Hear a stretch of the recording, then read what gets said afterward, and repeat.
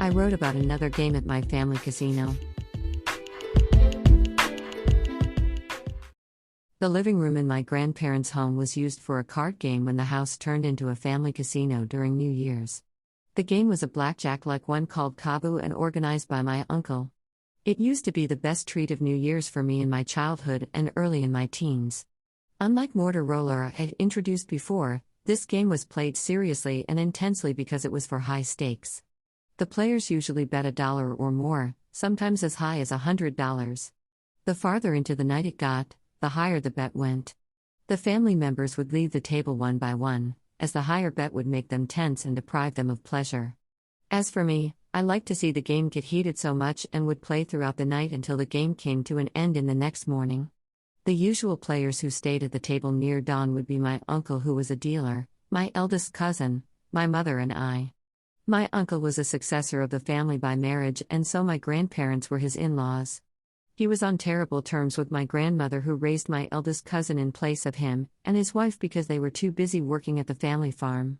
Consequently, he didn't get along well with his own son either. New Year's Kabu would become an intense battle between my uncle and my cousin by dawn. My uncle couldn't lose, especially to his son, and that made the game extraordinarily thrilling.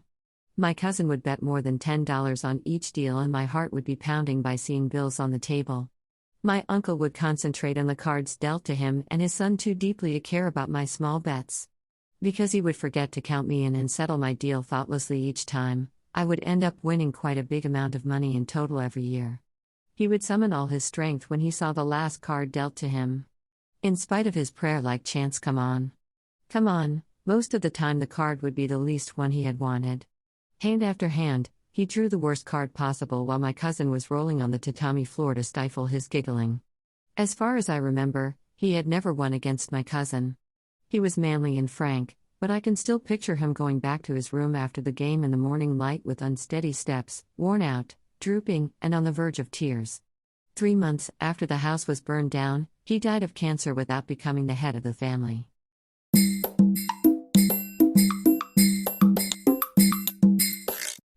Audiobook, Japanese Dream by Hitomi Woods, on sale at online stores or apps. Apple, Audible, Google Play, Nook Audiobooks, 43 available distributors in total.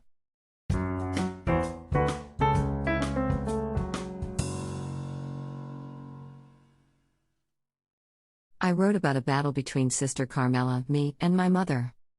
Back in my Catholic school days, a teacher for home economics was Sister Carmela. I was in her cooking class. I had no interest in cooking at all, and all I did during the class was giggling with my friends and washing the dishes.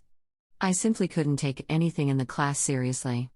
Homemaking seemed ridiculous to me, and to begin with, I could laugh endlessly when I thought about a sister called Carmela teaching how to make caramel.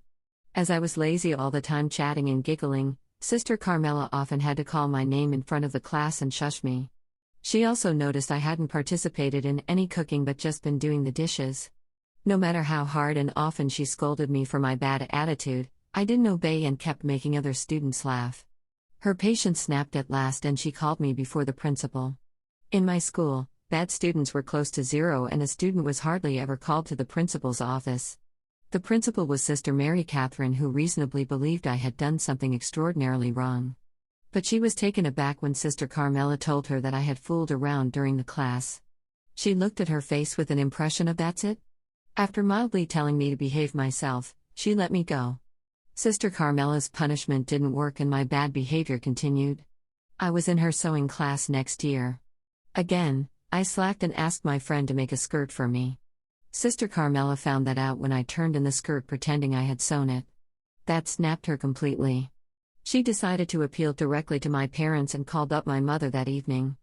Over the phone, she told her at length how bad I had been in her class. She blamed my bad attitude on my mother's lack of discipline. My mother kept apologizing for a long time, but her tone gradually changed. As Sister Carmela strongly criticized my mother's way of raising a child, my mother suddenly yelled, "I have no reason to listen to someone who has never married nor had a child," and hung up violently.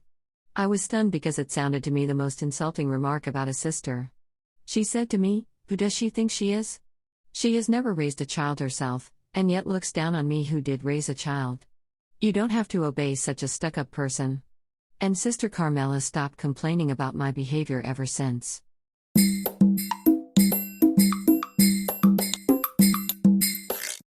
Audiobook, Japanese Dream by Hitomi Woods on sale at online stores or apps. Apple, Audible, Google Play, Nook Audiobooks, 43 available distributors in total.